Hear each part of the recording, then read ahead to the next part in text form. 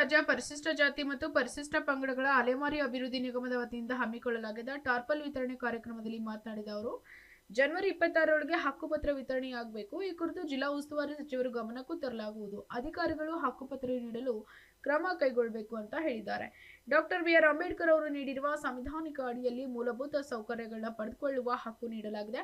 ಆದರೆ ಹಕ್ಕುಗಳನ್ನು ಪಡೆದುಕೊಳ್ಳಲು ಸಂವಿಧಾನದ ಅರಿವು ಮುಖ್ಯವಾಗಿದ್ದು, ಪ್ರತಿಯೊಬ್ಬರು ಶಿಕ್ಷಣ ಪಡೆಯಬೇಕು ಅಂತ ಹೇಳಿದ್ದಾರೆ.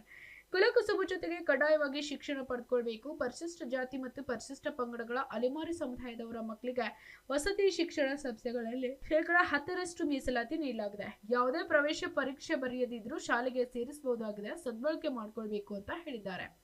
ಮುಂದಿನ ಬಾರಿ ಶಿವಪಾರ್ವತಿ ನಗರಕ್ಕೆ ಬರುವಾಗ ಹಕ್ಕುಪತ್ರ ನಿವಾರಣೆಯಾಗಿ ದೊಡ್ಡ ಕಾರ್ಯಕ್ರಮವೇ ಹಮ್ಮಿಕೊಳ್ಳಬೇಕು. ರಾಜ್ಯ ಸರ್ಕಾರ ಬಡವರ ಪರವಾಗಿ ಕೆಲಸ ಮಾಡ್ತಾ ಇದೆ. ಧ್ವನಿ ಇಲ್ಲದ ಅವಕಾಶ ವಂಚಿತ ಕೊರಚ ಸಮುದಾಯಗಳಿಗೆ ನ್ಯಾಯ ದೊರಕಿಸಿಕೊಡುವ ಮೂಲಕ ಡಾಕ್ಟರ್ ಬಿ.ಆರ್. ಅಂಬೇಡ್ಕರ್ ಅವರ ಆಶಯಗಳನ್ನ ಈಡೇರಿಸುವ ನಿಟ್ಟಿನಲ್ಲಿ ರಾಜ್ಯದ ಮುಖ್ಯಮಂತ್ರಿಗಳು ಕೆಲಸ ಮಾಡ್ತಿದ್ದಾರೆ ಅಂತ ಹೇಳಿದ್ದಾರೆ. Bureau report, SSV news.